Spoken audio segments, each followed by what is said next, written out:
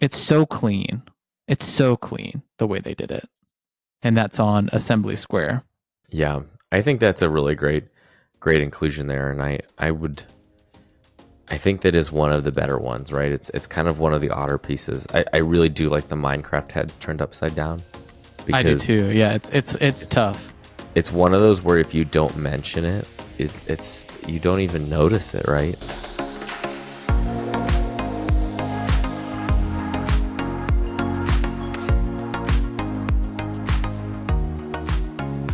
Hello, bricks, chicks, and minifigures. You're listening to AFOLs Welcome, where we talk about all things Lego from the perspective of two adult collectors.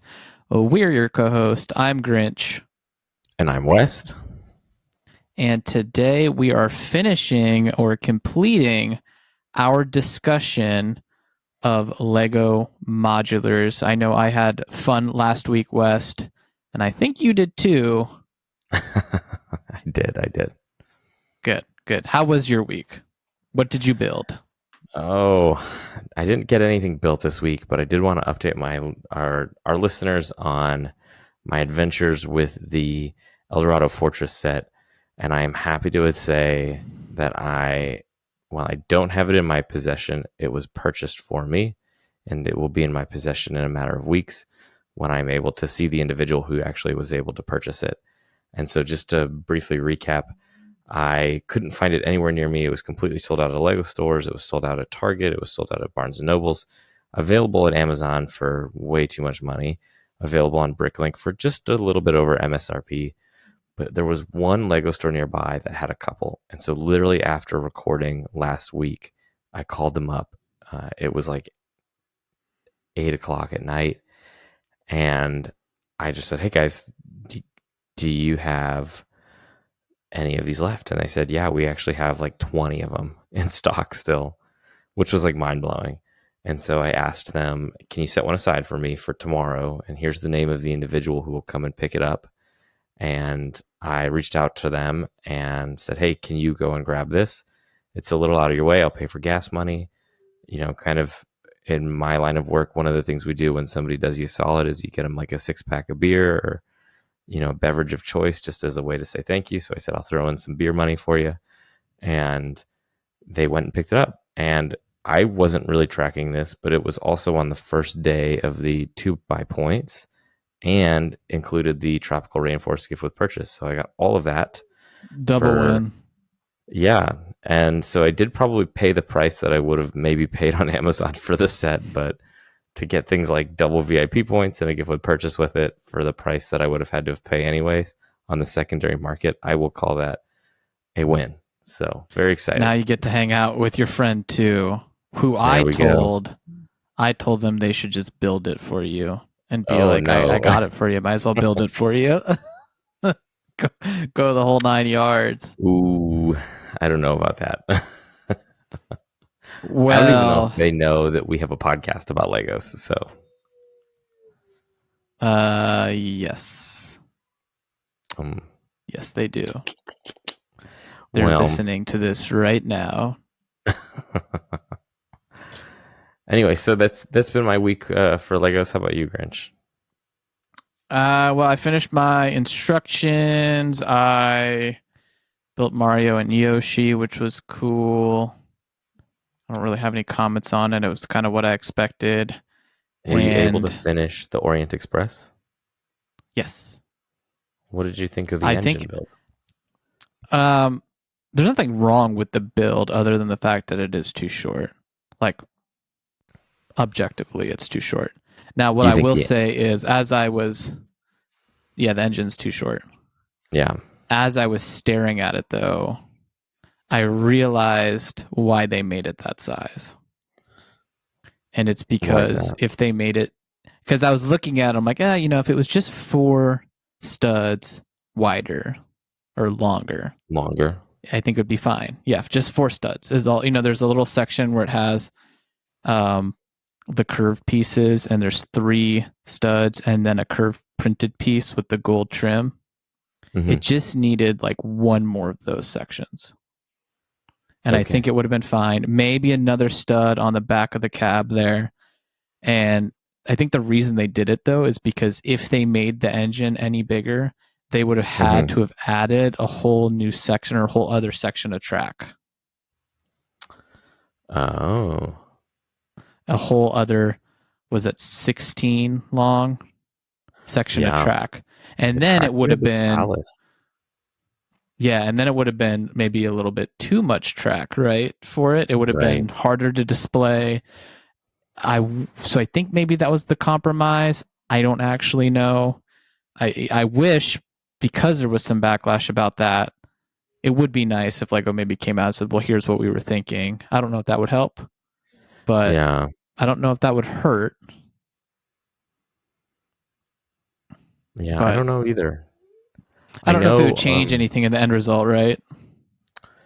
That's an interesting theory. I know a lot of people were disappointed that they didn't use the green engine that was suggested in the actual build, although from what I understand, the engine that we got was based on an actual engine. So it wasn't like it was a, made up. And I know from even Lego interviews, they said that the Orient Express company actually influenced a lot of the build through their own consulting on the project, right? And so they were the ones who said, actually, we'd like you to do 2 cars, and here's what we'd like you to feature inside of them as a way to kind of show off the posh and very ornate interiors of these cars. And so I think the locomotive sort of became a little bit of an afterthought, which, for most fans of trains, I think is kind of not always the case, right? You think of like the locomotive as maybe not an afterthought, but if anything on par, if not greater than the cars it's pulling sometimes. So I think that was kind of the compromise they had made. But what did you think of it not being powered? I don't care. It's not. I mean, it's with they make you make and ballast the track. They don't even use the prefab track. So it's, in my opinion, because of that, it's clearly meant to be a display piece. Also, because of how they have to power them, like, you can't use the bottom drive motor, the train motor itself a lot of the times, because the wheels are a set distance. So then you have to use a motor, and then you have to stick the motor, and then sticking out somewhere. I mean, it just, I think the people that really want to modify it will modify it and it'll be fine. But most people out of the box aren't going to want to modify it. I mean, in the perfect world, I'd like Lego to come up with a better way to power the trains. Like, that would be interesting. But in the world we exist today, I don't really care. So actually, Grinch, interestingly enough, you can get instructions off of Rebrickable, and they're free to motorize the set. And when the set was released, one of the interesting things that came out was that people quickly realized that it looks and feels like it was actually meant to be motorized, and that they actually made a change kind of in the last minute to unmotorize it. I think there's a few channels on YouTube, and I'll link them in the link tree for the listeners to explore on our Instagram page of some folks who have motorized it using sort of the pseudo approved method. It does require you to use friction bands on the wheels in order to get enough traction to pull it. And what you'll find with the friction bands and the motors that are required are that it actually works pretty well. What it appears to the ultimate issue that it appears to have been was that it wasn't able to pull as fast as everyone wanted it to, or at least the kind of the Lego standard. And it chewed through batteries faster than Lego wanted to. And so literally just the cars were too heavy for the one motor setup. But I've seen people even add 2 and explore other ways to motorize the train. So does that change anything in your mind about the set at all? I mean, I'm not going to run it on a motor, and I wasn't under the impression that I could motorize it. So yeah, it's done in a very similar way to the Emerald Knight. And so, yeah. I mean, I like the set. Yeah. I was just, I mean, it's been out for over a year now, and I still bought it. So Yeah. No, I it was is it's a also oh yeah, go ahead. building and Taco. If you're listening, buddy, sit down. I know you'll appreciate this. I'm building set number 5987. Just started that, just cracked it tonight. I bought it used for people who aren't a set number connoisseur. That is the old Adventurers Dino Island research compound from the year Oh. 2000. I And see. When you brought up Taco's name, I thought you were gonna build the Typhoon Attack, but no, Taco just loves dinosaurs, so he'll he'll know. He'll know. oh And I did buy it used because it's an old set and yeah, it's not like it's not a good set per se. It was yeah, just more of for my dino display to be like, here's where we came from and here's where we're at sort of thing. Because it's just kind of a one off because I've got all the old dinos. So it's more for the curation of the collection. And I yeah. was like, there's no way in hell I'm spending $600 on this, like this new in box. So I got a screaming deal compared to that used. There you And I'm go. very happy with that and totally fine Yeah, with it. I think as we've kind of covered in the last episode with one of our brick mails, that buying used is totally appropriate sometimes. Mm-hmm. And Grinch, I think this is a great way to kind of scratch that itch without having to, feel compelled to buy something brand new. How's the condition of it? Is it pretty good? It's a 25-year-old set. So I bought it used on eBay. It was cool because it came with the original box, and they just don't make boxes that way anymore. You open it up and it's got little. The box folds open, the front of it flaps open, Oh, and it's got little openings oh to like yeah, yeah. showcase, like, oh, here's the T-Rex, and here's a minifigure, and Mhm. here's this, and here's that.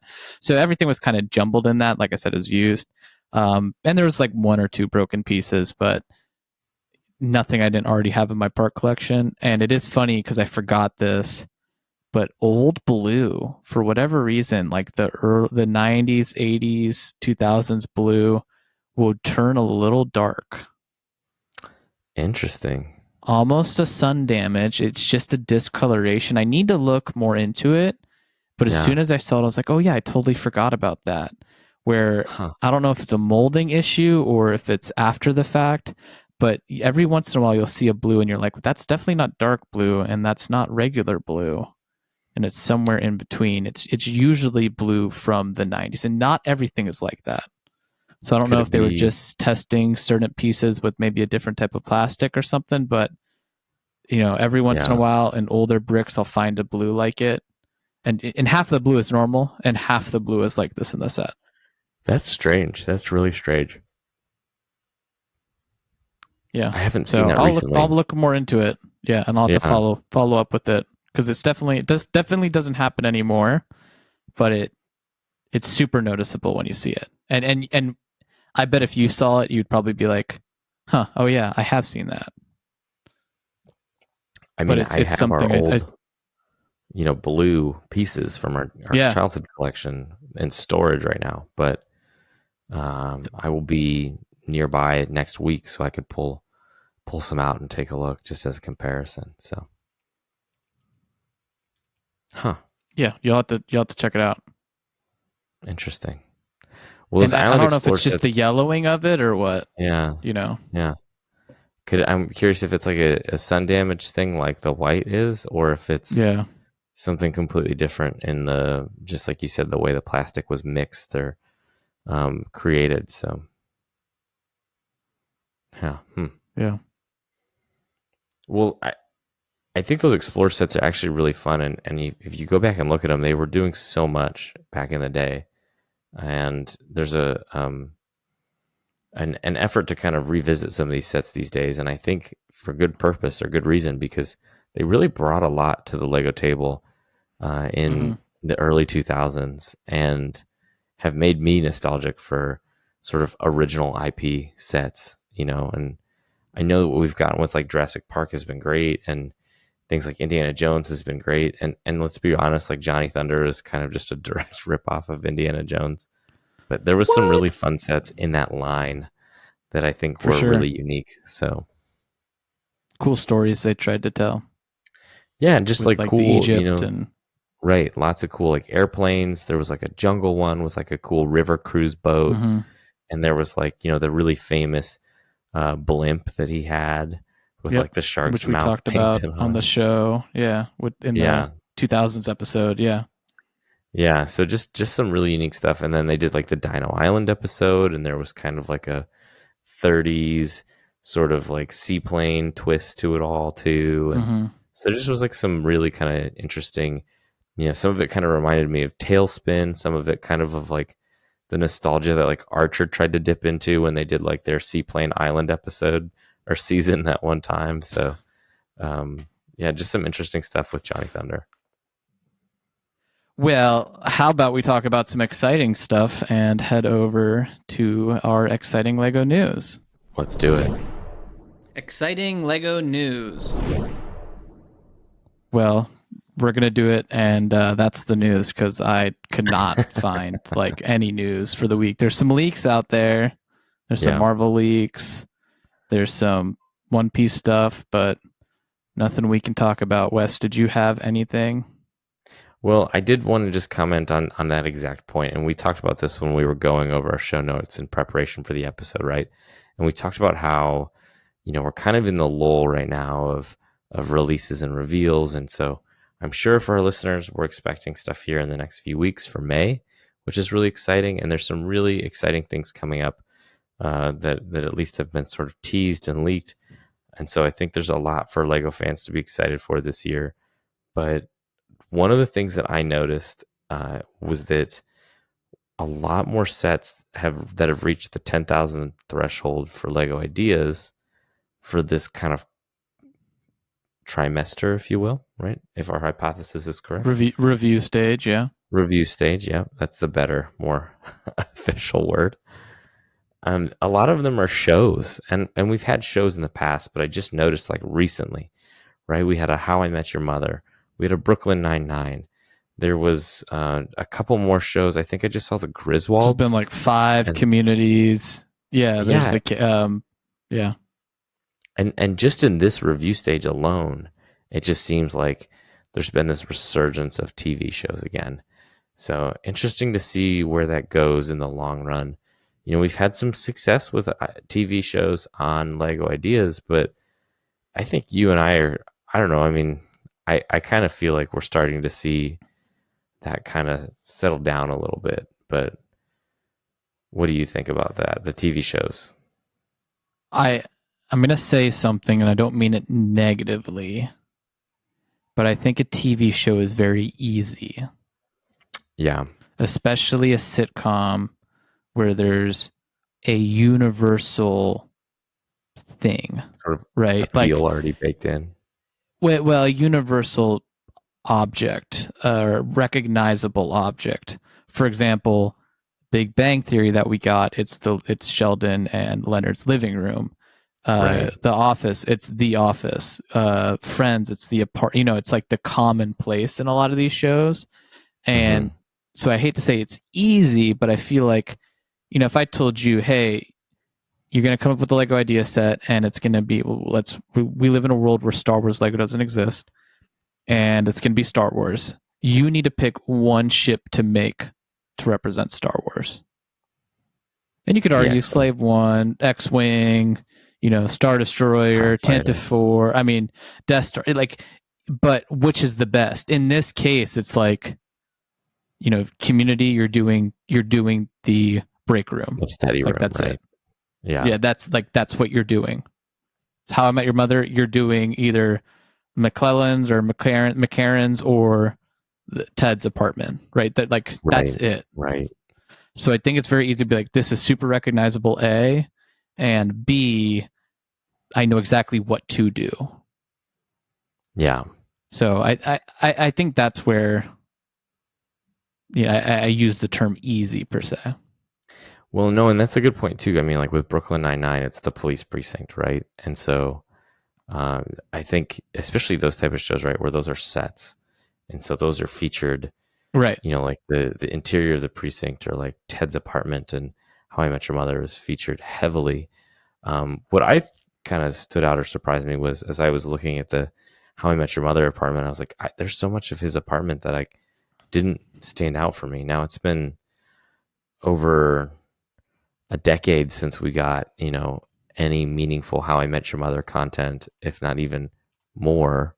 So I suppose You that's didn't one thing enjoy that's How I Met Your Father? no. I didn't even enjoy How I Met Your Mother when it ended. So, but that's another I story. I don't think think there's a anybody did. yeah, yeah. But it's just for me. I'm like I just don't see the emotion with this one. Like I mean, I like the concept is fun, but I'm just not like you know it's not like the Friends apartment or Central Perk where you're like, oh yeah, there was this scene here and there was this scene here, and like some of those things about the How I Met Your Mother apartment just don't stand out to me as much. Now I might not be the target audience for that then potentially, but I'm curious to see that one kind of sticking around this long after the show's been over. Interesting that it got to 10,000 votes in the way that it did, but anyways. I So mean, I wanted to Friends talk about did, that. right? Friends is older. Seinfeld's older. Yeah, but Friends in some ways I think has more staying power, you know what I mean? Whereas like I now think it depends on your generation. it does. It certainly does. But I think there's a lot of people in our generation that still watch Friends. And I'd be curious to see if How I Met Your Mother has a similar cultural impact at the end of the day. But I suppose only time will I'd be tell. curious to look up like TV streams to see what's been streaming more recently. Because Yeah. I think like Gen Z for sure is probably, well, I don't know. Gen Z is kind of weird. No offense, Gen Z. Millennials are weird too. So I could see them Nice save, gravitating Grinch. Nice towards save. How I Met Your Mother. Hey, look, I'm a Gen Zennial, so I can make fun of both. uh, no, I think that's a good point too. It's interesting to see the different generations and what kind of like resonates with them. So best of luck to those designers. Lots of sets are getting into that first review stage, so exciting to see the ones that do. All right, let's go ahead and move over to today's topic. Today's topic. All right, so today we are finishing our discussion on modulars. Oh my gosh, I just hit my mic. Sorry about that. I was too excited. And just to remind the listeners, last week we talked about some theme data for the entirety of the subtheme.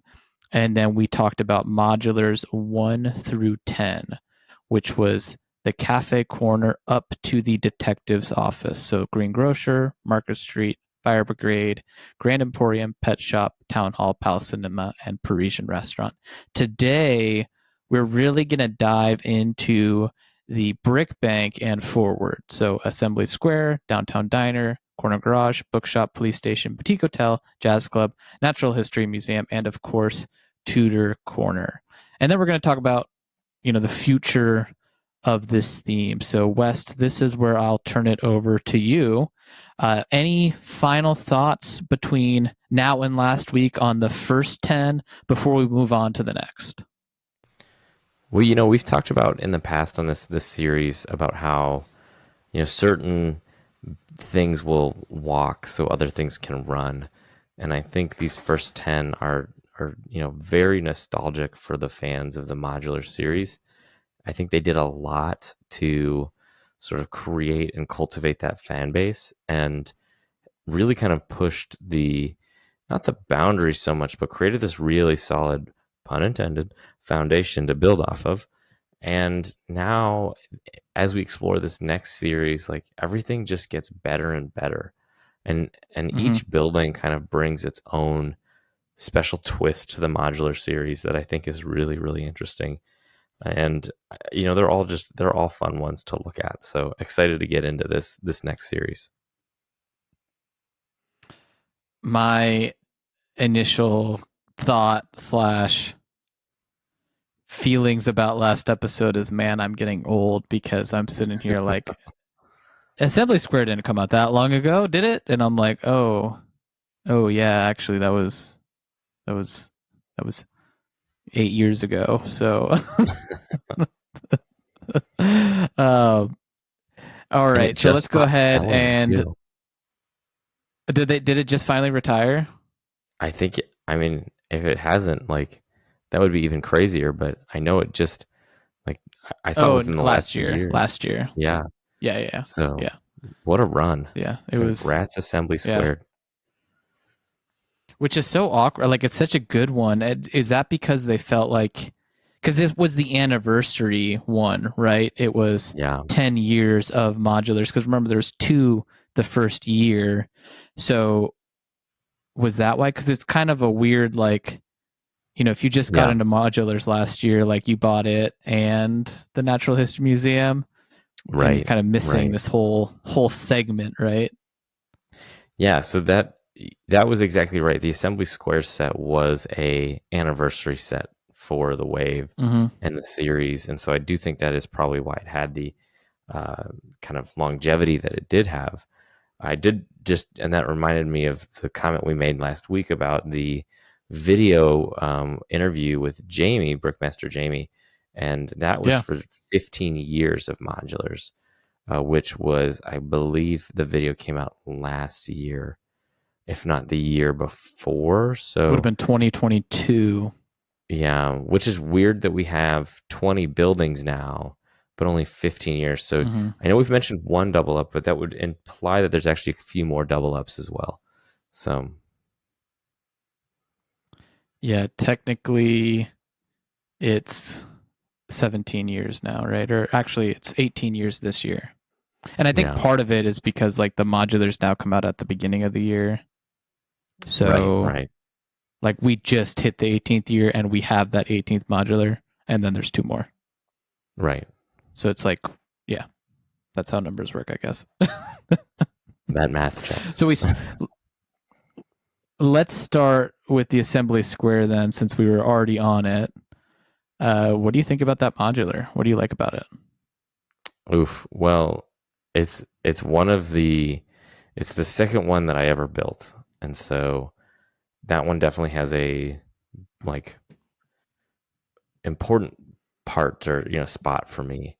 This was Mm-hmm. interestingly one where I did have a missing piece in it, but it was like a really Okay. basic piece that I was able to replace. That was like not a big deal. But it's one where I have, much to probably your own chagrin, modified it a little bit, but in a way that I think is loving and kind of stays within the intentions of the building. And what I mean by that is, Okay. you know, yeah, go ahead. I just said okay. Oh, okay. I things like I've modified the piano to have real piano keys. I've added a few more instruments to the store, just kind of adding a little more life to the buildings. They're really Mm-hmm. fun. This is one of the buildings where I have this like love struggle relationship with the modulars, or this is the one of the structures, because on the surface it looks fantastic, right? You have this town square with this water fountain in the middle of it.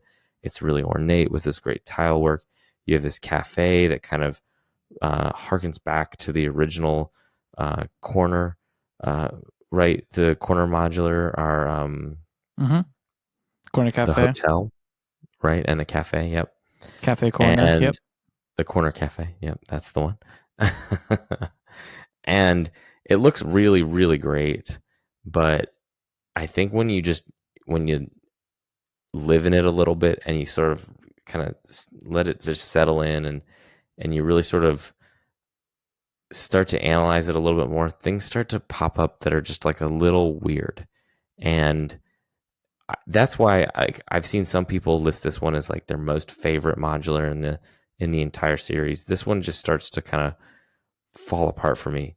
One of the things that really kind of stands out is like I love the bucket pieces that are used for the top of the one building, but then it's just like this Mm-hmm. open kitchen in the back, and it just feels like a missed opportunity in my mind after having the Parisian cafe with a similar roof. I know they were trying to use these pieces in a really interesting way, but the Parisian cafe basically had the exact same roof design for the same kind of building, and they were able to fit in a structure there. And I just felt like this was a missed opportunity in this one to kind of enclose that completely and turn that into something interesting. When you start to explore the different buildings, this is one of the things that I think is where, as adult fans of Lego, you have to sort of check yourself and understand where your boundaries with the realism are going to kind of bother you and not. Because like on the floors where there's the coffee shop, the instrument shop, and then the dance studio, like you have to walk through all of those buildings to get up to the next floor. And it just seems odd as you start to think on it and percolate a little bit about like the way the building's been organized. Of like, if you wanted to go to the dance studio, you would have to go through the coffee shop up to the, you know what I mean? And it just, those are the things that start to kind of bother me once I've kind of had it. You had to go through the dentist office to get to the photography studio. And it's not the first or last one to do that, but it's things that like that I think I start to struggle with a little bit. Yeah, that doesn't bother me so much because I don't know if it's just because I've done enough like mock building where it's like, okay, I get it. Like this can't be perfect. It would take so many pieces. We talked for an hour about scale in Lego and how it's just kind of almost impossible, or there's just no good way to do it, right? So, do you compromise with scale here, and that's where I like the kind of umbrella term of just like it's minifigure scale.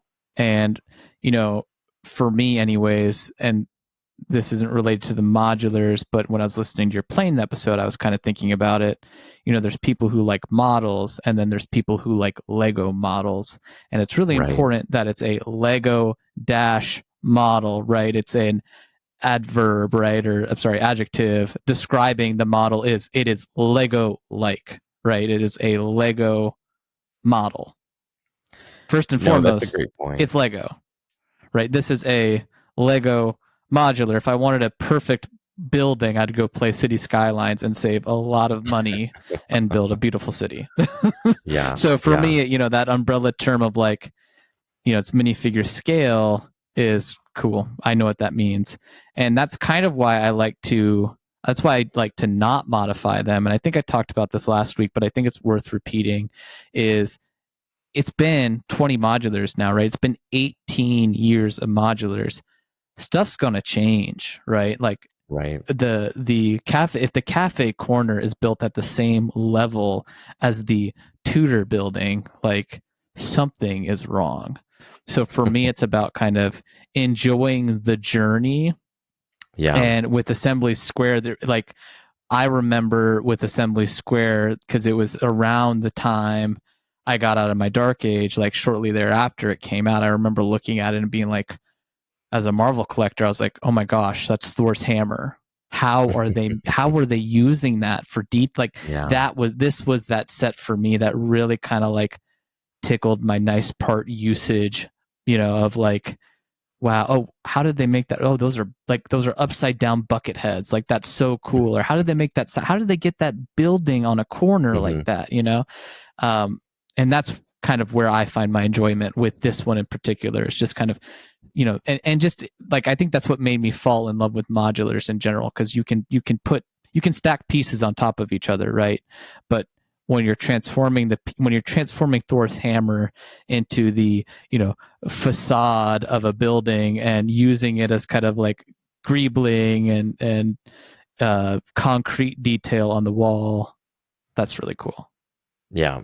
No, I think that's a really great point. What I will say too about this one that I think kind of sets it apart from some of the other ones is there's so much life in this building and series and this one especially, right? Like every floor has its own unique purpose that's distinct from all the other ones around it. And the modern modulars do a really great job of using all available space for the building experience and the storytelling.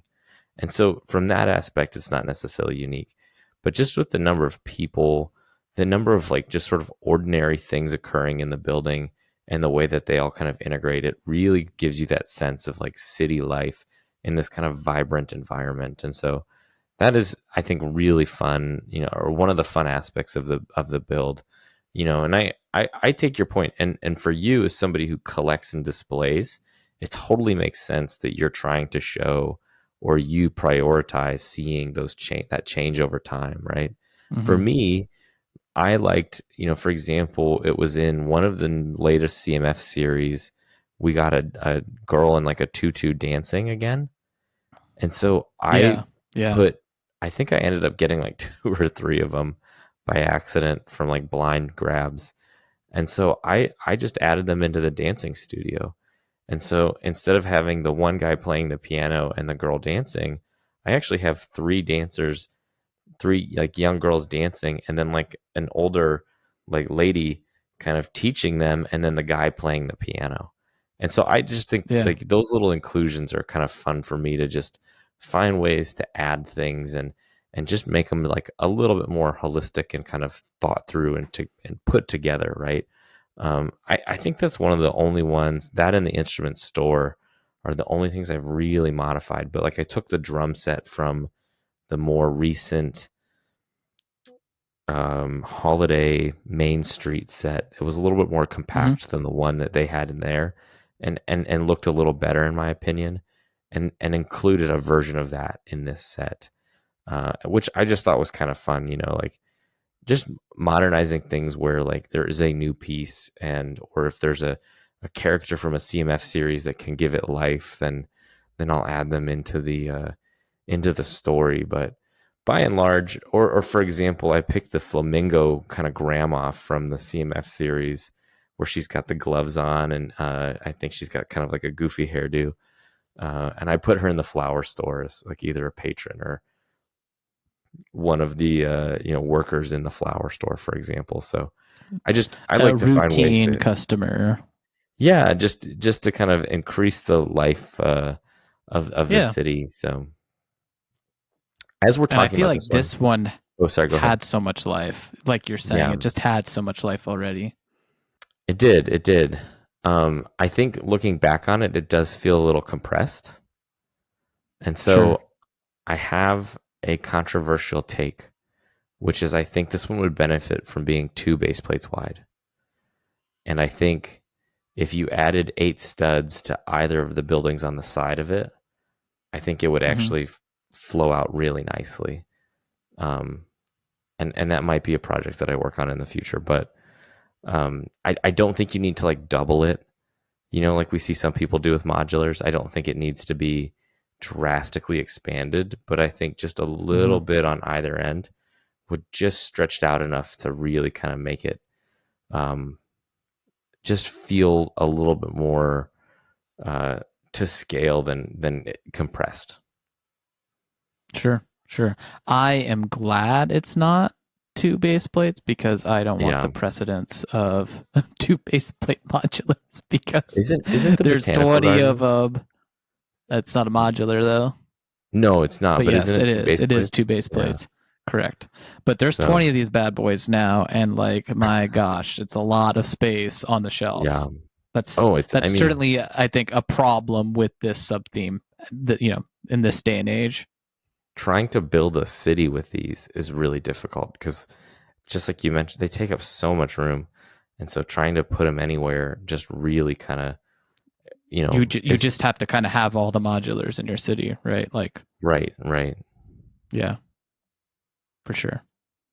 Well, folks, I think that's why we split this into 2 parts because we just talked about Assembly Square for 10 minutes and there's 9 other modulars. So, West, Brick Bank. I love the Brick Bank. Easily a top, well, I'd say top 3, but it's getting more competitive. Top 3. I'm going to say it. Top 3.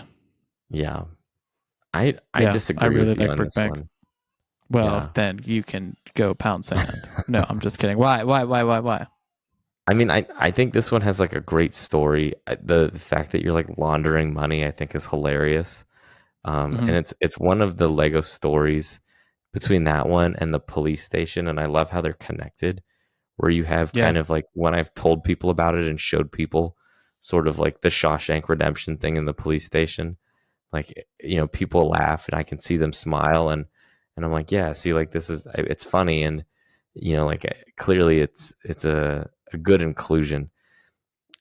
I think the brick bank is one where it just at the end of the day struggles a little bit. The way it comes together is a little awkward.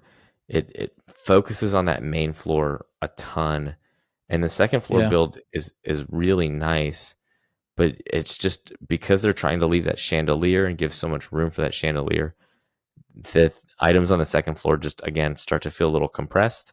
And then I just at the end of the day, between that and some of the other kind of details of the build where it just it comes together in a way that, like, if you're not really worried about thinking through things like how is a minifigure passing through this space or something like that, which again we've talked Hmm. about, like with scale is kind of a challenge of like you kind of have to pick and choose the lane here.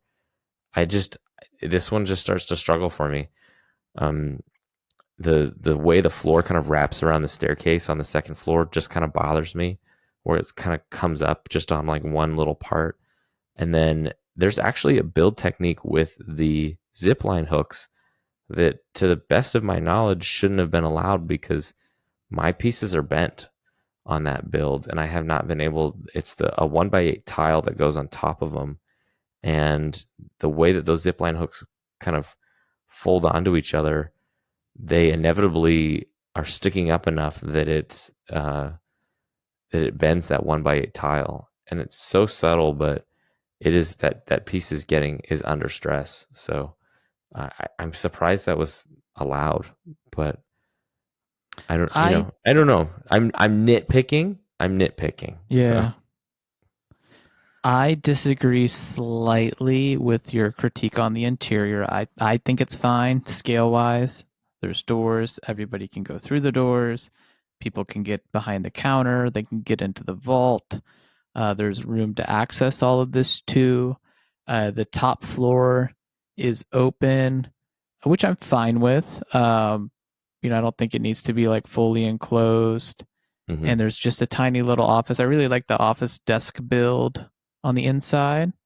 And then yeah, the top's a little bit plain, but it's a modular, and I totally get what you're saying. They might need to revisit that area, right, with the 1x8. But I personally think the interior is fine. I'm curious what your favorite one is, though, so I can just go through and nitpick it to all hell. Okay. I'll give you one of my top threes. This I'll just share. This is one of the ones that I actually went and ordered all the pieces for.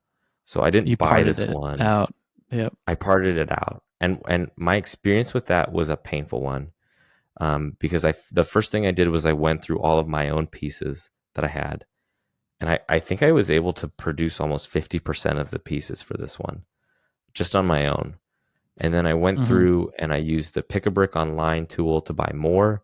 And then everything that I couldn't get off of Pick a Brick Online, I bought off of Bricklink. And the only thing that I still have not picked up for this set are the stained glass windows, because they're like $60 a piece in good Yeah, condition. because they're printed. Yep. And they look fantastic, but it just, for that much money for a printed window piece, I think eventually I'd like to kind of get them to fill them in, but it just didn't feel necessary. And then I think I still spent like $300 or $400 on it. So at the end of the day, between Bricklink and Pick a Brick and my own collection, I could have bought it new in box off of Bricklink, or found a very good used set, and it would have been just Yeah. fine. And so I think that was kind of a frustrating experience on my end. I think some of the older modulars are better for that. These newer ones, because there's a lot more specialized pieces with them, I think they're harder to part Yeah. out and build from scratch. There's a lot more printed pieces, whereas like Fire Brigade, there's nothing really exclusive, or it's a Right. piece or two that's an exclusive color versus Or a with printed even, window, right? yeah, yeah. Even with, like you mentioned, the Green Grocer, right? Like, yeah, that sand green Well, garage 1x2, kind of modified piece. is really And I think unique. it's even the 1x8 brick too. Yeah. If you were to change the color to something more common, that is not an expensive building to put together, Yeah, just with everything inside of it. for sure. So you I asked me just what. Oh, sorry. Go ahead. I also think of the brick bank as just like a really interesting corner piece. Like up Yeah. until more recently, like Boutique Hotel and the Tudor, like I just like how it's a squared corner. Um, This, it was just this was kind of also, different, you know. yeah, this was also one of the smaller ones too, right? And so this Hmm. one was only 2 stories, three if you count the roof, right? But I don't really think that's something to No, count. yeah, just two. And then it did come together. It looks very stately. You know, the columns on it look great. Hmm. This is one where people have made a second floor for it, or kind of an intermediate floor. And I actually think that is a really cool addition to that set. There's some challenges with making a second floor on it, or adding a floor in between the 2 floors, in terms of kind of how you build that. I've seen some people talk about it online. Um, so I think it's in a good position to kind of make that adjustment. But at the end of the day, it's definitely, I think, an interesting piece for the city, and does, like you mentioned, stand out a lot. So it looks fantastic. Give me one of your top three, and I'll nitpick it. Okay, well, I would say out of these modern ones, I think one of my top three is this is this is going to be a controversial take. I really liked the Jazz Club, actually. So Oh, I'll I thought let you were you. gonna say the diner. No, I'm not gonna nitpick it. I actually was just trolling because I think it's good to engage in, constructive conflict with some of this stuff. Because if we had the same opinion, what would be the point of doing this together, right? Yeah. So I like the Jazz Club as well. I built this one fairly recently. I think Hmm. some of the criticism was with the color, and while I can understand that. I don't necessarily agree with it, right? I really like that dark red color. It's one of my favorite Lego colors. The Hmm. blue, the dark azure is just a little bit different. And I mean, we have a teal building, right? Like the diner's got teal and pink in it. Hmm. The um I mean, like it's called the Green Grocer. Like I don't mind the color. The detective's office is also a very colorful modular Hmm. in a good Hmm. way. And this is just kind of capturing the same essence, in my opinion. The pizza shop is lively, but the pizza shop kind of reminds me of the old Lego Island pizza shop, right? And Pepper. Yes, So yes, with Pepper. um, yeah, I certainly, I'm here for it. I'm here for it. Yeah.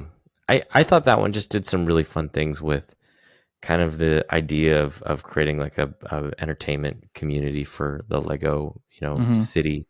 And that was something the designers spoke to when they created it. I will nitpick it too. I mean, the greenhouse on the top of it, I thought was really great. The way that thing just came together was not the best.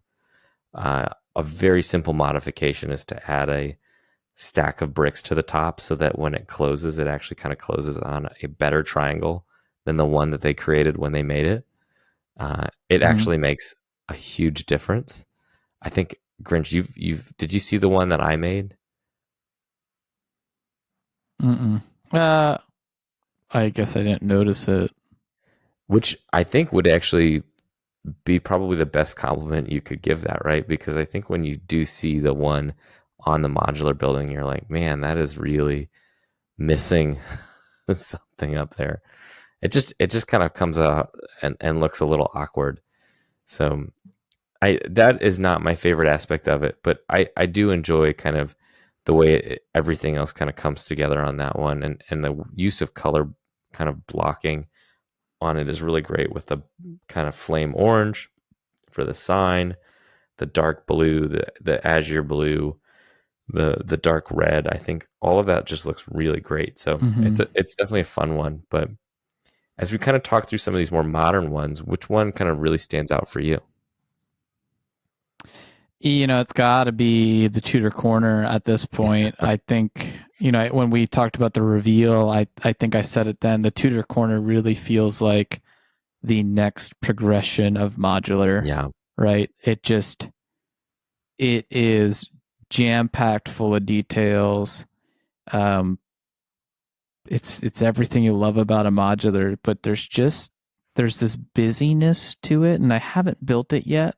Hmm. Um, but there's this sort of controlled chaos, it feels like, Yeah. with it, where it just kind of naturally feels alive, right? And I mean, it's a pub, which is kind of cool. I mean, it's an inn, sorry. It's a pub.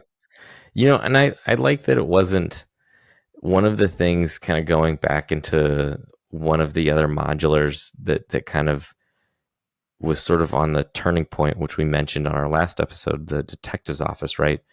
Where they sort of hint at like this story of smuggling in this scene, right? And in the 20s and 30s in the United States, really in kind of the 20s, right? It was the Prohibition era.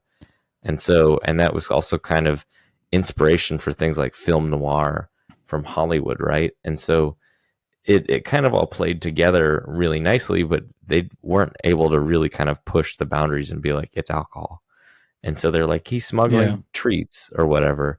And like, I think it's funny, but at the same time too, it's like, all right, guys, like, in the police station, it's hilarious because he's the guy who is selling the newspapers about the donut thieves is the donut thief himself.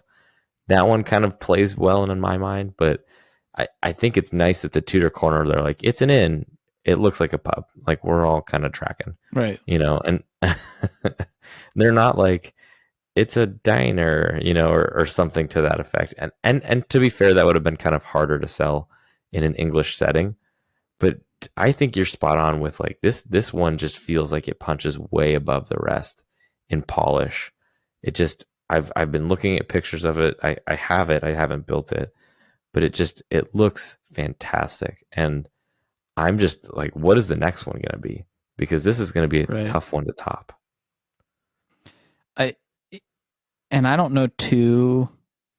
Like, I feel like if this came after the boutique hotel, it maybe wouldn't be packing the same punch. And I don't mean anything against the Tudor Corner. I mean, the boutique hotel was excellent, right?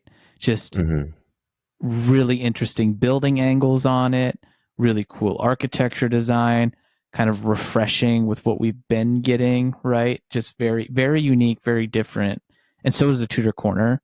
But, Natural History Museum, to be honest, is a little bit lower on my list. It just, Yeah. feels like a weird inclusion in the Okay. modulars, right? It just, I don't know why. It just like, where do you put the thing, right? If you're building a city, Yeah. do you put it across from the town hall? Like, you got the city hall and you got the museum, but like, I mean, that kind of like works. clearly, like this is kind of a Smithsonian vibe almost, in my opinion, a little bit. But Mm-hmm. um, it's not that I don't like the Natural History Museum. It's just, it'd almost be like if the Botanical Gardens was an official modular. Yeah. You'd kind Yeah. of be like, okay, but like, is this it's just a weird building choice. Yeah. I mean, I think you've brought up two interesting ones, right? So you've brought up the boutique hotel and the Natural History Museum. And so kind of speaking to the Natural History Museum, and again, this is one where I own it, but I haven't built it yet. I saw the one you built and kind of you had gotten through the first floor by the time we left your house over Mm-hmm. the winter holiday.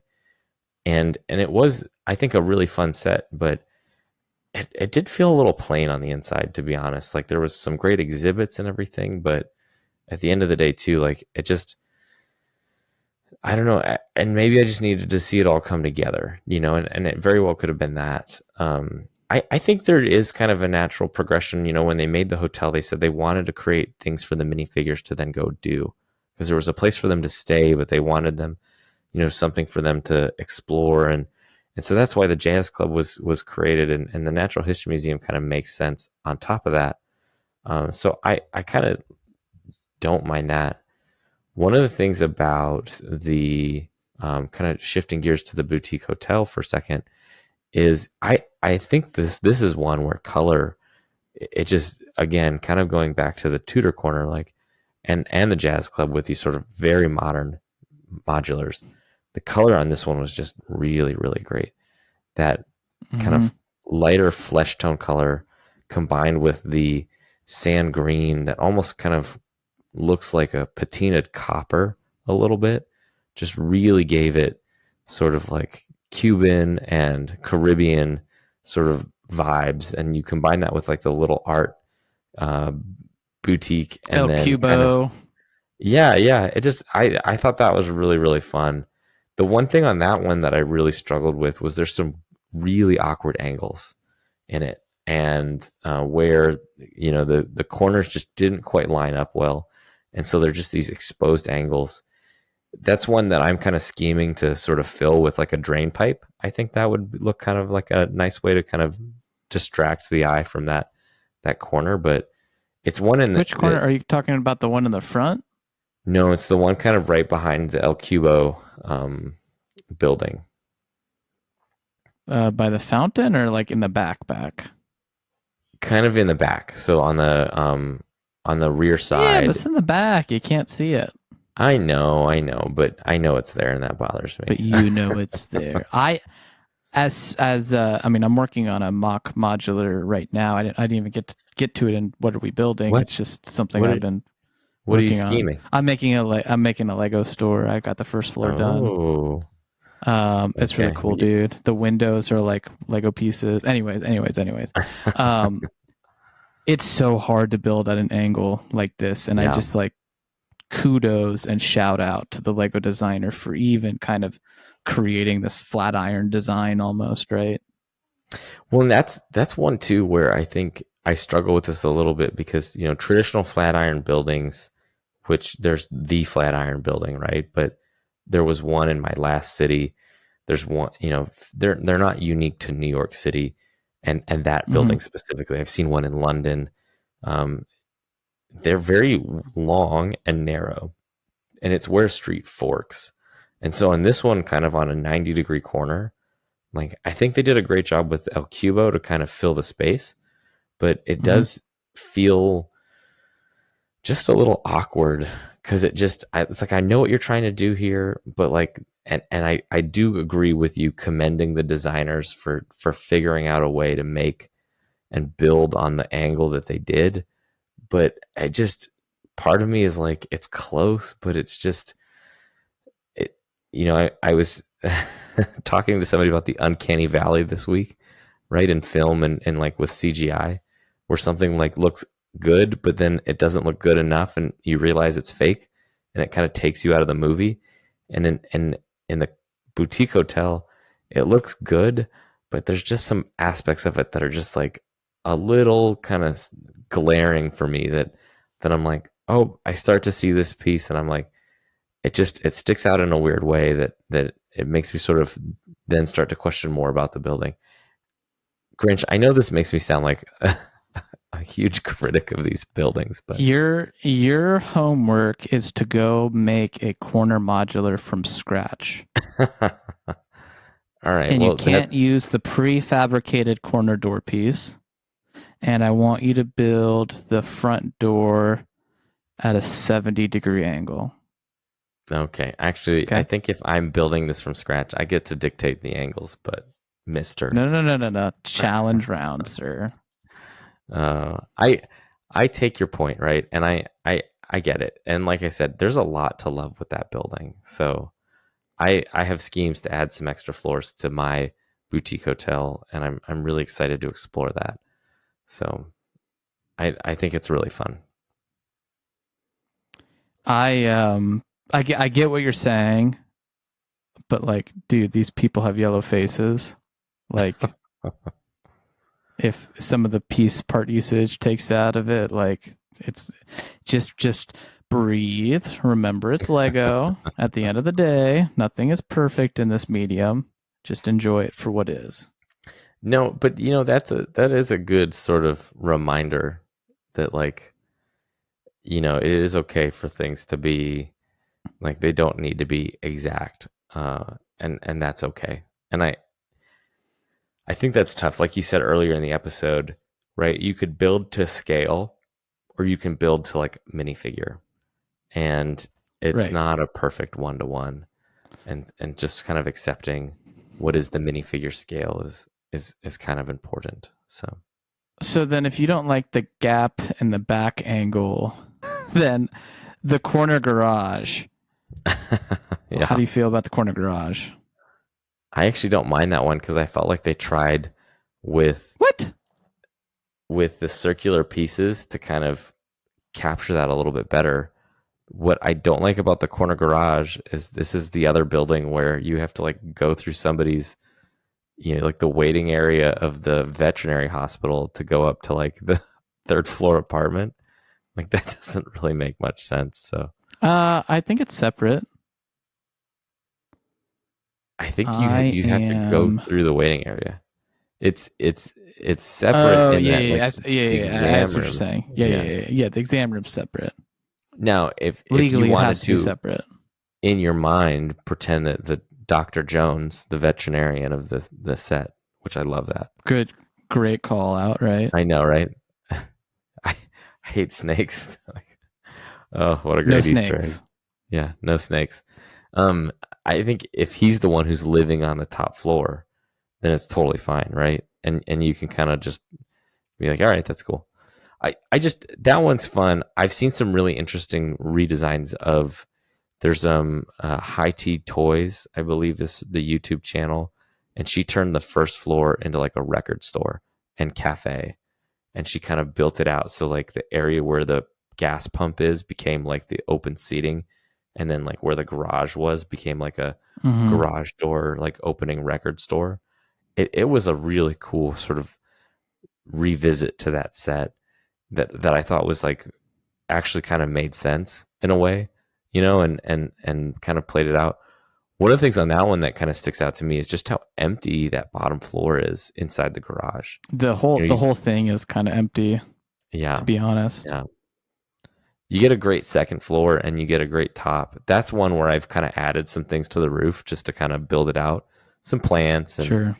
like some beehives and stuff just to kind of, you know, build out my universe a little bit. But I haven't really modified that one much beyond that. And I've been pretty happy with it, but it could use a few more floors in my opinion. But I mean, I think every modular could Just probably use a few more. just add floors, huh?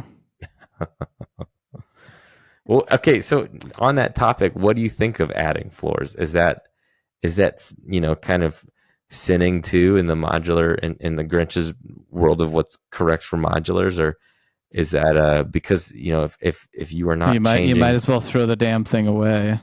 No, I'm just kidding. if Um, you're not changing I the set in any meaningful way other than adding in just a whole new level, are you really kind of yeah, impacting the? you talked about Brickbank, how people have a hard time adding in a level, and it's because you can't really add in, like you have to do a lot of modification to the upper part, right? Because they have the arch Mhm, windows. Like mhm. probably aren't adding another arched window way. You're not just adding another level, you're probably modifying it so the windows are more squared. Right, It right. just doesn't, like, just seeing one, like, oh, it's the modular, but another floor, like, well, they don't, like, why do they need other floors? Like, I what's don't the know. point? See, So they're one floor taller. yeah, Like, that's what I don't get of, like, okay, now everything is just one floor taller. Like, none of these are meant to be skyscrapers per se, yeah. right? Like, so it just There's doesn't tickle my there's fancy. Yeah, there's ones where I think it looks really great. There's already some pictures of people adding a second floor to the Tudor corner, and I think it just really it's the middle floor, so they're not adding kind of that extra Yeah, top yeah, yeah. piece. I think it looks really sharp. There's a point where like if you were to add 3 or 4 more floors to it, it would look really awkward. You know what I mean? And so I think Right. there's definitely kind of like a lower bounds, which effectively is the set the way it is, and then there's like an upper bounds of like, that's probably too much, right? But I think I think sets that could do really well with some of those type of additions would be things like the corner garage could probably take 2 or 3 extra floors and still look pretty good, right? I think the boutique hotel could probably accept a Mm-hmm. floor or two and still look pretty nice. The jazz club, I don't know about that one. I think that would be an interesting. I'd be interested to hear what somebody added for floors, but I don't know where that would really go with it. The Natural History Museum, I'm not sure either if another floor would add So to it. so Mr. Stickler for scale, if you had a corner garage with 2 additional floors on it, so this thing is 5 stories, Hmm. next to your Natural History Museum that was 2 stories, wouldn't that feel like really weird? Maybe, right? I mean, maybe, but I the Natural History Museum in this brick format is already, again, to your point of like it's kind of Mm-hmm. an odd building. It's, even though it's a plate and a half wide, it still feels, again, a little compressed in my mind. So I don't know if that one needs another floor or if that's just an interesting and odd building for a Lego city in general, right? But I think about like something like DC, right? The Natural History Museum in DC has what, 3 floors above ground and a lower floor, Mm-hmm. and um, there's buildings that are taller than it just across the street. So like I don't necessarily think that that's out of place, but I think it would just depend too on the rest of your city, right? If your corner garage had 5 floors and it was the only building in your city that had 5 floors, that would be strange. So Well, like I don't. The diner feels a little like it just. They kind of yeah, just start to that's a feel stretched, that's a right? really great example though of one where I don't think you would want to really add anything to it. Like for me, as tall as these are, wide works. That proportion of width to height works really well.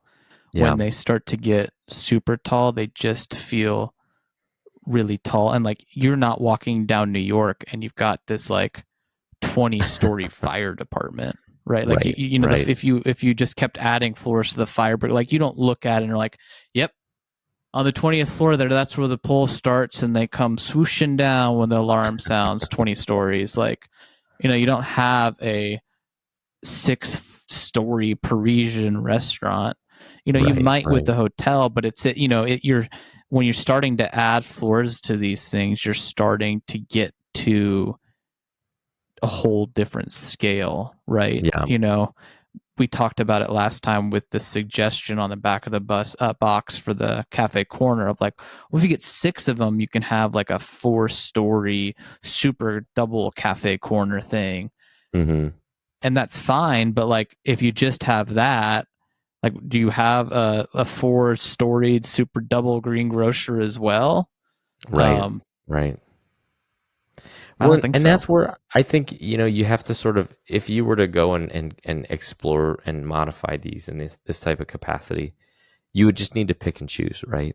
Because not every building Mm-hmm. needs to have the same amount of stories, which is not what you're suggesting, right? But I think you could kind of pick ones that like naturally make sense. So if like for me, the boutique hotel in my mind is a really fun set, right? You have that like master suite on the top floor, and then in the kind of middle floor you have kind of the economy suite, and then that kind of window suite overlooking everything, and then right next to it's that little sort of, it's not like a cafe, but like, veranda, if you will, on top of the El Cubo, where you can kind of like sip a drink, and there's the palm tree, and I think that's The kind of the, fun. the $37 breakfast buffet.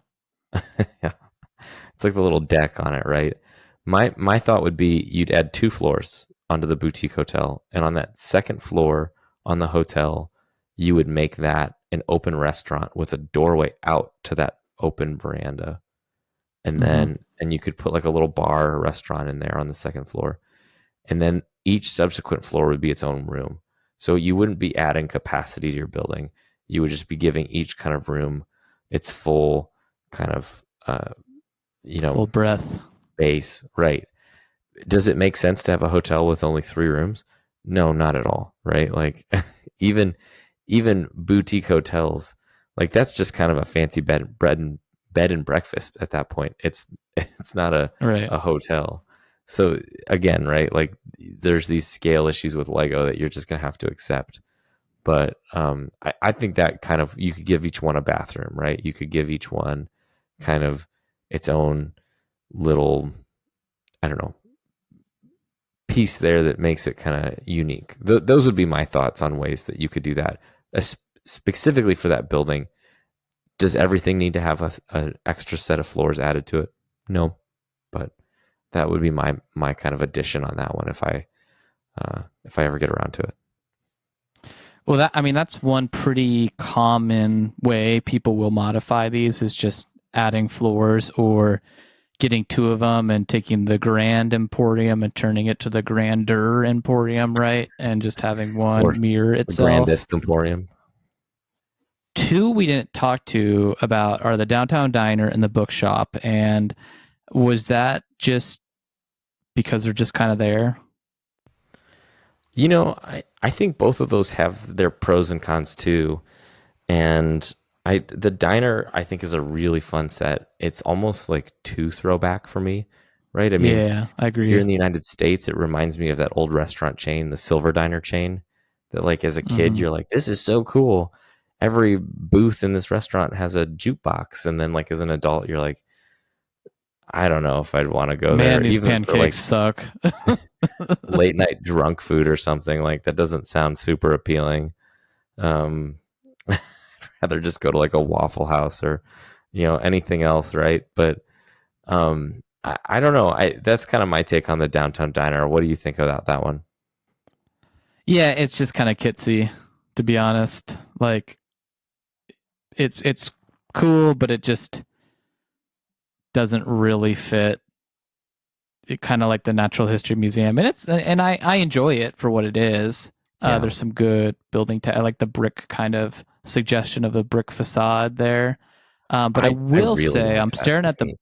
Yeah, that's a good. And then there's a little like half arch sticking out too for a little bit more depth. I really like that. Yeah, that was a fun one to build.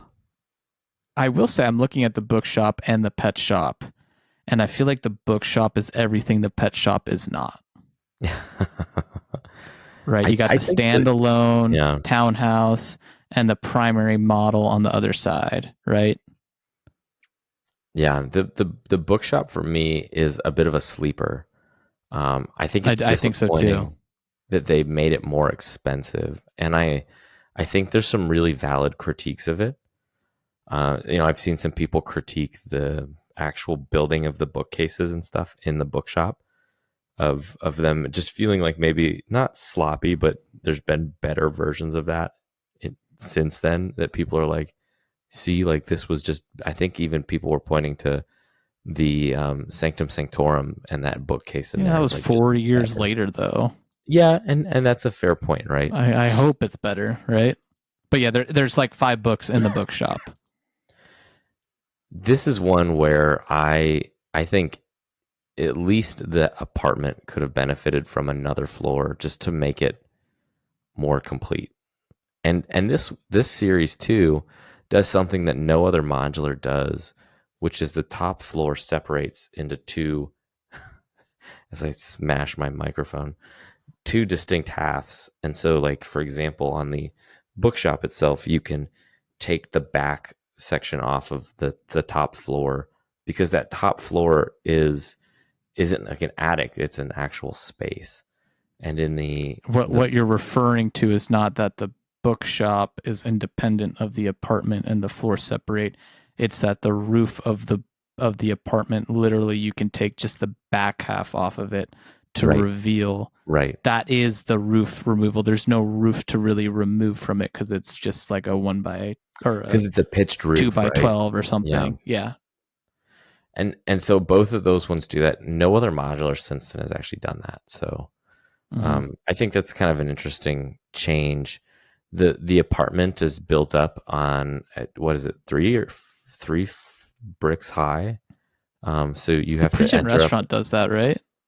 The Parisian restaurant doesn't. The brownstone apartment. It folds down. Yeah, it folds down. Yeah. And so there's sort of this suggestion of a basement in it. And that's something where I feel like it would be fun to maybe raise the top floor or raise the bookshop apartment to one more floor, and you could actually have built out a basement in there or something. I think that would have been kind of interesting for Lego to do. They didn't really do that, and that's fine. But it does feel a little lacking. So I will say that, but I really did like kind of the fall colors for it, and just kind of the, I hate to use this word, but like the vibe of like the bookshop. Like looking at the images of this, like the box image, like I miss box images when I see it. Yeah. Because there's just like a really nice sunset like in like Central Park, fall, kind of warm, and versus the Adults Welcome one where it's just black. Yeah, that's it. And the birch tree any mood. The birch tree was a really fun build, and so I think there was a lot to really like with this one. I really like, and I don't know the technical term, or I do, I'm just blanking, the apartment. I like the bay window with the candlesticks, how they kind of hid some of the curves with that. Like I've tried to recreate that before, but I really like the that triangular portion over the front door. And I forget what that's called, but I just like, there was a lot of like, oh, that's nice moments when I was building this, because even the birch books has kind of like this suggestion of a stone archway. Like they didn't just use an arch piece. They kind of built up this little stone using the half circled tiles, one by one tile, and then the square tiles to kind of give it a little bit more of a curved feel. And there's just a ton of moments with this modular for me where I'm putting it together and I'm just like, oh, that's nice. Oh, that's cool. Oh, I like this small piece, right? Like the little tiny pot around the birch tree using the sausages. Like that's awesome. Yeah. So that's this modular is perfectly average for me with a lot of nice little builds built in.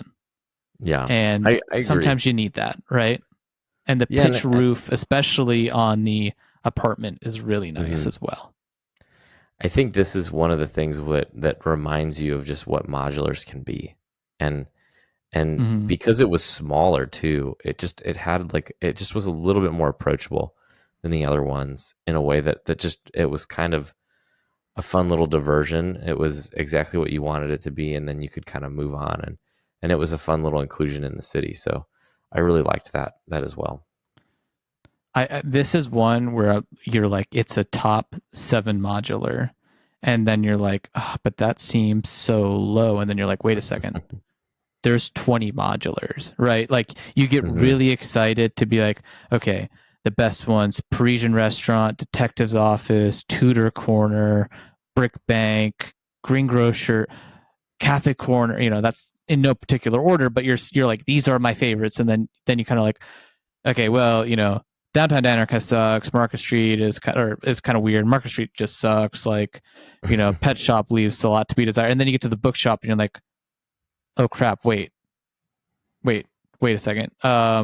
Okay, Tudor Corner, you're kind of like going back through and you're like, I can't put this one here, but like where I want to put it over here, but like how do I get there with it, right? Yeah. It's perfect for what it is. So there's a few things that I think are really interesting on the bookshop, which is one, it's rare that you see it ever displayed as separate. And I think I would encourage anyone who has a city or listeners who have this set to maybe explore separating those buildings. I think from like a completionist perspective, we'd like to keep them next to each other. But I thought about it. They really could be put next to any other set of buildings in a city to make up, your space. You could put them on either side of the police station, for example, or the. I mean, it's hard, right? Because like finding a spot for them to sort of naturally fit into the larger city is tough. But finding the spot for the townhouse is hard. Like it's got to go next to the pet shop because there's you don't have a townhouse next to like the boutique hotel, like in real life, or next to like the Natural History Museum, right? The zoning Like of the Lego City is a tough yeah. I mean, it's just tough decisions have to be made. bureaucratic, Yeah. buried in paperwork over here. I mean, who wants to buy a house next to a police station? Like The some people would sirens. say it keeps you very safe, but yeah, there's a lot of activity late at night. Like, maybe if it's next to the donut shop, that would be nicer. And so maybe you could probably sell that better as like a real estate agent, right? But like, this is a great point. So, What dilemmas, else were you dilemmas. enjoying with the bookshop? Well, this is one of the ones that we've talked about that has been sort of recolored a few times, not necessarily the bookstore, Yeah. but the apartment. And it kind of lends itself naturally to that, right? This one has a very nice light blue or a teal color to it, right? But I've seen it done in like a light green. It looks really good. I think maybe I've seen it done in a purple. I don't remember. That would be kind of a I was nice. gonna say I've seen the lavender color. Yeah. So I think there's a lot of options there to kind of explore. If someone was like, I just want something similar, I want more houses in my city, you could very easily kind of take that design and run with it a little bit, right? With some very minor modifications, but at the same time, kind of making it look very nice. So, So I think that's a good transition point, West. The last question I have for you regarding modulars, wrapping this whole thing up, is the future. What would you like to see in the future? Grinch, that is a great question. If I may, there is one we have not talked about, which is the police go station. right ahead. Any strong thoughts? Did we talk or kind of? I guess that was the Shawshank offline. story. Yeah. Yeah. Well, I was thinking, the 8 stud wide buildings are just a little like the donut shop is a little cramped. But I actually, when I lived in California, I would go to a donut shop that was literally like the same size. Like it was like half of a retail space, so I guess I can't. I like it. I like the little greenery coming off the top of it. I like how they have the sand green jail, which kind of makes it feel like a different building, but it's a part of this building, right? So it does work for me. I was going to critique the distance or the size of the donut shop, but really I don't have much problems with that at all because it's just a donut shop. I think it's actually a perfect space for that, right? Versus just having a bigger police station. Because, one thing I've noticed as a whole with this round, right, and we kind of talked about this really with the detective's office is, you commonly got a different floor, but like starting with the police station, jazz club, boutique hotel has the little art installment. The Tudor Corner has the the hat store. I forget the fun name for it. The haberdashery, right? The Brick Bank had the laundromat. Detective's office had the coiffeur and the pool hall, right? Like they're a little bit more cluttered, and I like that approach versus just doing like the fire brigade of like a big fire station, right? And one thing I really, really like with it, reference or not, is I really like the soaps and suds billboard. It's just a perfect way to take that kind of empty wall, right, and boring wall and just add a big piece of something there to add some detail, right, to fill in some detail. And I just like any reference within a reference. So, anytime they're referencing something else within the modular lines, I think is really awesome. And it's hilarious too that it's the lady who's laundering money and it's her advertisement on the side of the police station. I just like when you let that sink in, it's just, I think it's such a great inclusion on little Walter White hiding in plain sight. Right. Yeah. What do you But think of the police station? I was gonna say I definitely enjoy it. Right, there's so much detail on the facade. There's that great creeping vine that goes up the side of it. It's definitely a fun one. I don't like the dollhouse nature of it, where they kind of lower the walls in between the buildings so that you can kind of fit a hand in there. I wish Well, they did that in the they would. Tudor corner. They did. They did. Yeah. And they did it in the Natural History Museum, even though they also solved it in the Mm-hmm. Natural History Museum, which I thought was funny, which is you just build in a way to lift the wall out, and I think that's what I will eventually do for that building. It just feels weird, like you're going to put so much detail into walls and everything else, but then you leave it sort of open like that. I don't know. I'm not a huge fan, but I really liked how the first floor of the police station was raised, not only to create that Shawshank Redemption scene like we talked about, but Yeah. also to create just some variation between the two buildings. And so the donut shop is down on the ground level, and the first floor of the police station is raised up like 2 studs high. It just Mm-hmm. creates some interesting difference between the buildings, in a way that we don't normally get with these modular buildings. So it was a really fun one to build. I think it's a great one in the city. I actually took the Batman minifigure kit or set from the Lego Batman movie that had Mm-hmm. Commissioner Gordon in it, and I put her as like my police chief, and included some of the other officers in there and into the building to add or to supplement the police officers that were already in the set. And it's a fun little inclusion there to have kind of more of those minifigures around. But uh, at the end of the day, it was a great little build, or a great build, and I think just a really pretty building for the city in general. We've talked a lot about nice part usage, and I would be remiss if I did not mention the upside down Minecraft. I think they've used it for various Oh, animals, but I want to say it was like a yeah. pig head originally, where they took that upside down for the Hmm. top of the building there, right? That was just Chef's chef's kiss. kiss. Yes, yes. Yeah. So that's a really great question. I mean, of all of these buildings, which really leaned into nice part usage, what Mm-hmm. would be your favorite? I'm going off script. I apologize. Ooh, that's okay. And putting you Like, on the dude, spot. half of this is off script. I want to cop out and just say Assembly Square because that was one of the, but even like the brick bank, when I saw the ingot pieces recolored, like that, I feel like that was one of the, first times we really saw that piece recolored and then used, in the front kind of pillars there, brick bank, like Yeah. that was really good. Um, the earlier modulars had some nice part usage, like in the time, like snot tiles, for example. But like that's kind of the end of, like, Sort of an back then it expectation was these like, days. oh Yeah. man, like you wow, I see you used headlight bricks and then you turned the tile sideways and you put it on. Wow, that's Hmm. genius.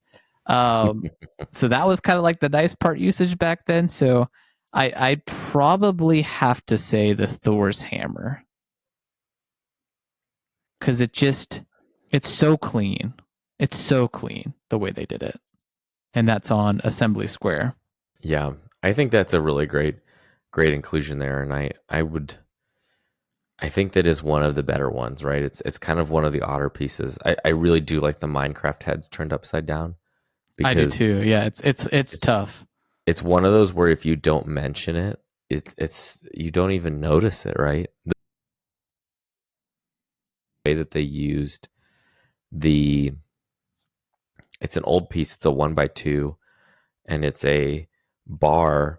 It's a like brick high, but it's a bar, and it's kind of on like a little bit of a slope. And I don't really know what that piece is called, but it's been around in Lego forever. They've used it as like the back of a seat, and kind of the old ones, but you can put a clip onto it, and those hang upside down on the diner. And there's one of like the ratcheted pieces that like fits through it, and it fits through it Oh, in that such is a modified tile with a bar. modified tile with bar. There we go. it fits through it in such a way that it works, and it's like seamless, and you have to like fold it into place. Mm-hmm. And when you see the finished product, like it just the I feel like the Lego designers probably have some contest of like who can create the most like ornate facades on these buildings, or kind of the most kind of complicated details for like the roof lines of these buildings within kind of the modular line. Yeah, And there's some really great ones out there. there really are, and definitely have to mention the Tudor Corner too, with how they got Oh, that, like yeah. the lines, right? Oh, very good. Yeah. Very good. So, West, one last question before we wrap up the discussion on modulars. I will say next week's episode, we're going modular adjacent, talking about Ninjago City. So, little teaser to that. We're going to save our thoughts for Ninjago City for next week. But before we move off this topic, future of modulars, what would you like to see next? So that's really tough, because I think, we've seen so many buildings over the years and different variations on them, right? Like we haven't really seen something truly repeated yet.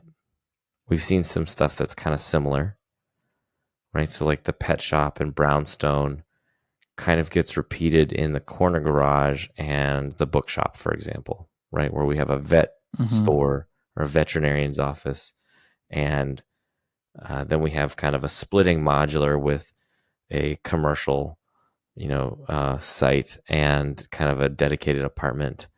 But again, like we haven't seen something completely duplicated. So we haven't seen like another take on a Grand Emporium kind of, version of like a mall, or we haven't seen like a grocery store done in a modular or really included in a modular. And we've seen some throwbacks, right? The cafe corner to Assembly Squared throwback certainly makes sense. But I don't know what we see next, and I there was rumors of kind of like a Painted Ladies version of the modulars for this go around. Maybe something more residential would make sense, but I don't know. What do you think, Grinch? Yeah, I think I'd love to see a little bit more residential. It would be, my fear is that it'd be a little boring for the masses, right? Like, Yeah. cool, we got the new townhouse modular, so I think they'd have to do something like the bookshop, but I wouldn't mind, and I don't want this to be the next one, but like, 4 or 5 down the road, like doing like another 3 base plate or half base plate wide, and just doing like 3 apartments, like 1, 2, 3, and have them fully split. I don't want to see the 3 base plate trend becoming a thing, or 3, 16 wide base plates. Like, do it as a one-off. Like, please, for the love of God, do not like stick with the 32 by 32. I know how you feel about this, but I truly think we're due for some sort of hospital, Yeah. at some point. We've got a fire brigade, we got a police station. We've had a I think it dentist would make office. sense, right? Yeah, we got a Had a vet's dentist. Like, I think it office. would make sense as the next corner modular in 4 years, because I think a corner would naturally work better for that, right? You could just have the ER entrance as a pull through. So I think that's certainly a possibility. Yeah. But I just want to see, more shops, right? I think top of my list is residential, or doctor's office is up there as like an eventuality, right? An emergency room is an eventuality. And then I just give me more shops. I know we got a Bricklink designer program Lego store. I don't think they would do something as on the nose as like a Lego store, but certainly some sort of toy store slash rehash of the Grand Emporium, like they did with the boutique hotel versus cafe corner, right? Like change it up enough so that it's maybe more of a promenade, right? Um, any of that kind of jogging your wishes here? No, I think a lot of that stuff is really exciting, and the potential for that would be exciting. I think, kind of thinking out loud a little bit, I had a thought about the hospital, and I think a hospital on its own it's not like it's a taboo subject for Lego, but what I would wager, I'm going to wager this out here. You can take me up on this wager or not. In the next 3 modulars, we're going to see a doctor's office. I will not take you up on that because I agree. But I don't think it's going to be a hospital. I think it could be something like like in the United States, our version of like a minute clinic or um, an acute care kind of facility. So what would the building be? Because if it's not that, it would be something like the detective's office, where you have because just saying like infirmary or yeah, doctor's office. Maybe it's like a doctor's clinic on the first floor, and then an apartment on the second, or an office and then an apartment or something like that. Right? I could see something like that. I don't know what style. Modular drugstore. That might be a little too. I don't know. That would be interesting. Maybe a convenience store. CVS would sue and be like, "Sorry, we own all of these." If it's on a corner building, Walgreens would be like, "Nah, dog, that's our corner." Yeah. No, I don't know. I don't know what you would do there if we haven't gotten a library, so I think that's something that you could see potentially. Got a bookshop. It's a bookshop, right? But we haven't had like a library. We haven't gotten like a school, although I don't know, again, I don't really see something like that happening. I don't know. It's tough, right? And that's where I think if you would have asked me what did I think this year's would have been, I would not have been able to have guessed the Tudor Corner. One, because I didn't think they would ever do what is effectively a pub, but then kind of thinking like a clockmaker and a haberdashery and then an apartment on the top of it. Those would not have been things that would have come to mind. So I think it just depends on where we're going to go. We haven't seen anything. We had a gym sort of hinted at with the diner, but we haven't seen, like a pool or a rec center or something like that. So that would be kind of an interesting inclusion. We've had a museum, we've had a cinema, and we've had a jazz club. So maybe what about a jeweler? Like a jeweler, yeah, an arcade, maybe. I mean, we could sit here and say, oh, well, how about a burger spot? How about an Italian? Mm-hmm. I don't think that really. Yeah, they could do 50 restaurants, right? Right. But I think a jeweler would be very interesting. Yeah, that would be a fun one. I could see something more like a shopping center. Mm-hmm. Grand Emporium was what it was, and that effectively was like a mall or a shopping center.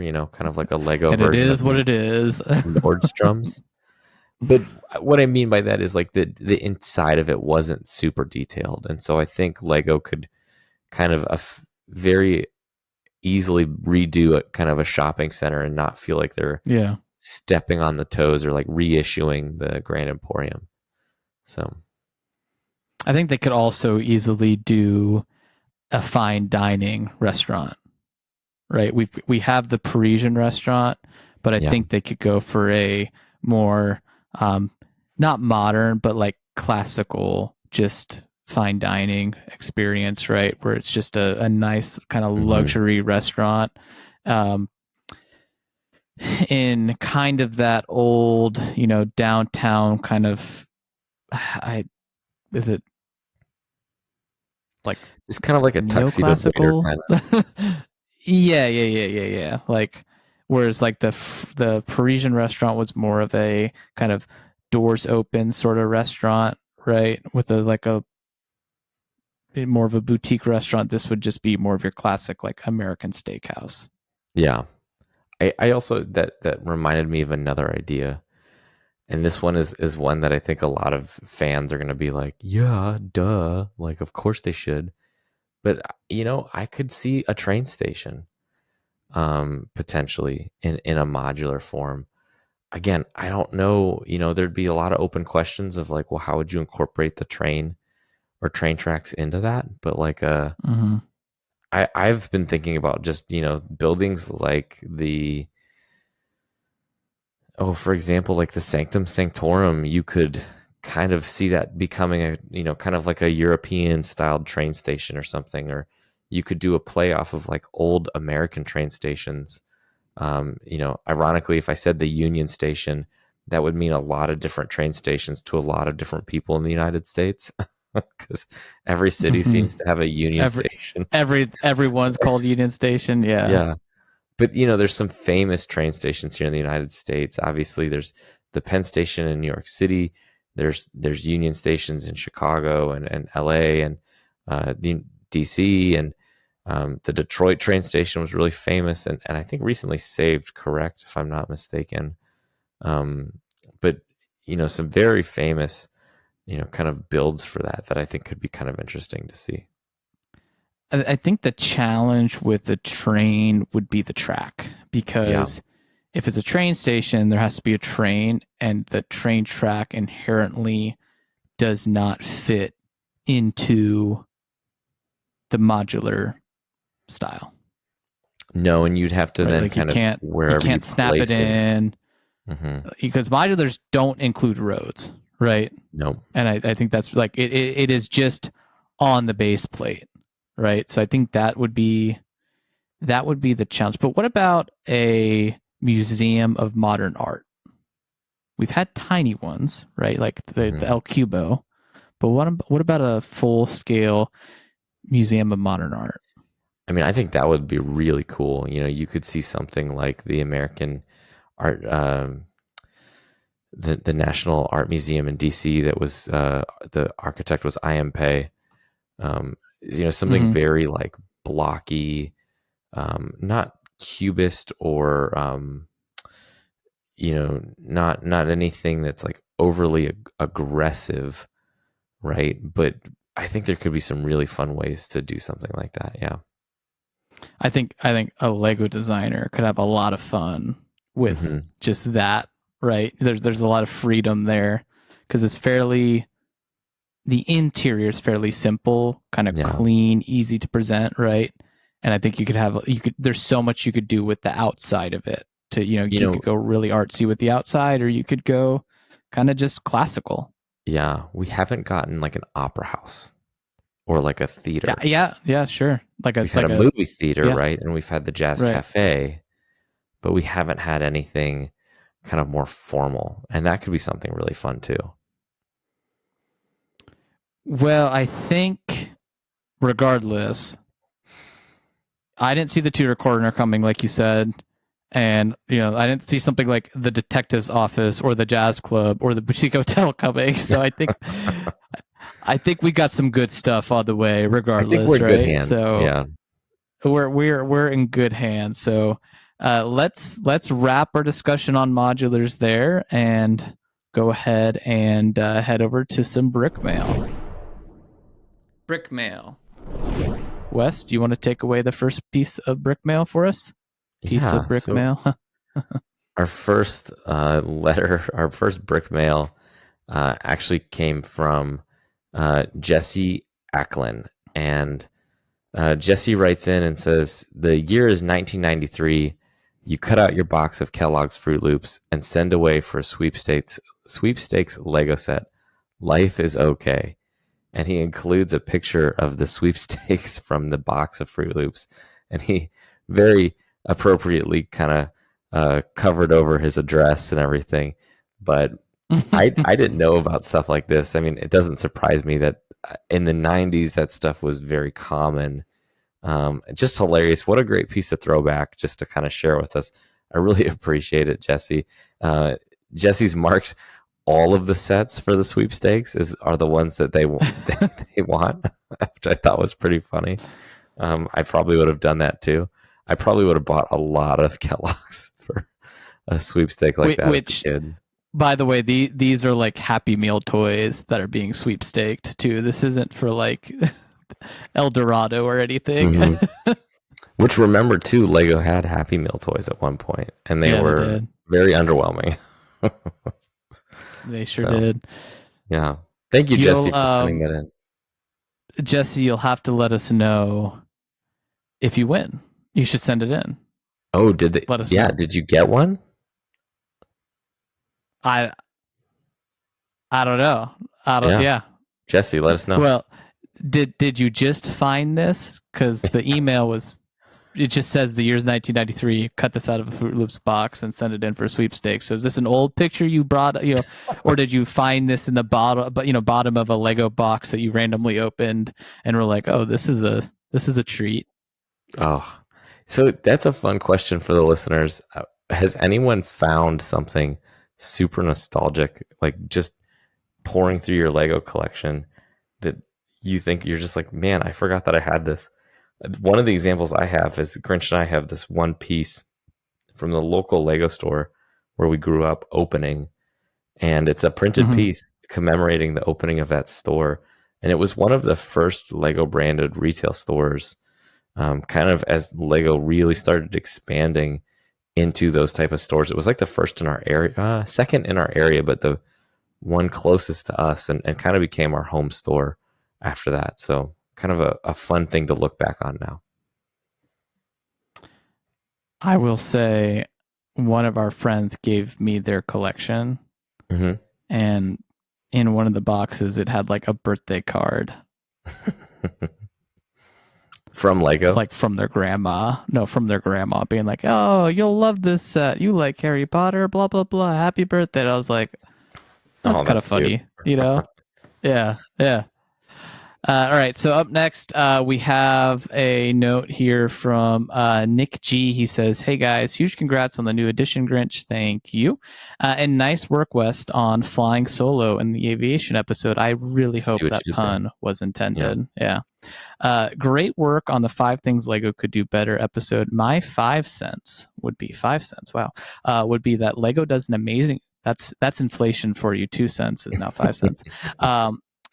Lego does an amazing job connecting with adults, but where it struggles badly is with the hardcore fans. I think the marketing for the 18 plus sets, especially botanicals, and for the Valentine's Day this year have been spot on. This is dragging in a whole lot of new fans, and casual adult fans are raving about the products.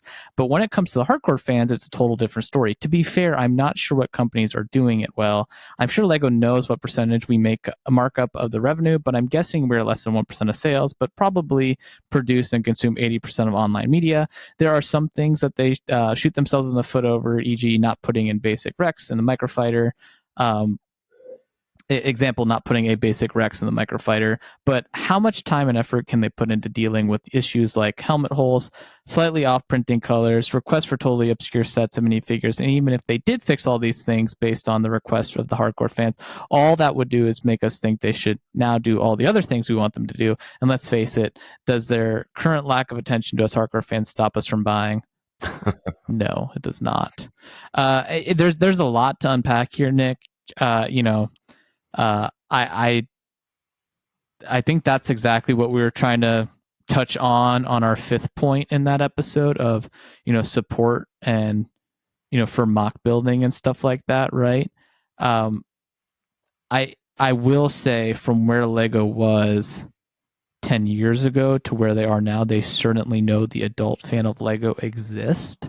And I'd say they're really, I think they're really leaning in on that by being like, here's a $200 set, here's a $300 set, here's a $400. I mean, it used to be like, I remember when I got in my dark ages, like Lego collectors you just bought the expensive sets because there was, 10 of them a year. Now there's, 50 of them. And the next time you walk into a Lego store, go to the middle of it and just stop for a moment and look around you. You will notice that half of the store, on the right half, typically in my experience, all has black boxes. I would argue that they are leaning in with the adult mega fan in the wrong way, though. Yeah. Right, because they're just saying, all you want is a bigger, better set. Here you go. And as we kind of talked about, bigger does not equal better. And Grinch, that's what stands out when your point of like back in the day, the adults would buy like the, and this was like the Volkswagen bus, right? right. The old Eiffel Tower. I mean, you just you're like, oh yeah, cool. It's the adult set. Another common thing was people would just buy the entire wave. This was the summer wave of Star Wars for 2016. and that was a lot more doable than it is now, where you have a Mm-hmm. UCS set, you have, 3 or 4 sets that are all over $150 a piece. And just, there's like we've talked about, right? Like Lego itself is not necessarily getting more expensive, but sets are skewing more expensive. And that is what we are being offered from Lego. And so Right.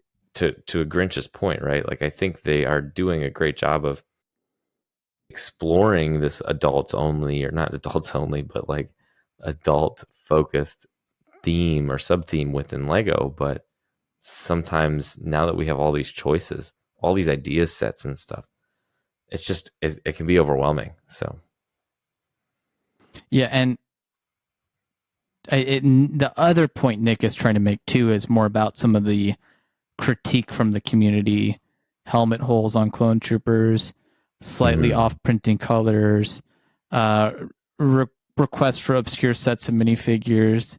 Um, some of these things I think are justified. Like, again, if we're going to be paying $300 for a set and you're going to call it, this is an adult model, like have adult print, like adult printing. I don't mean like adult printing. I mean like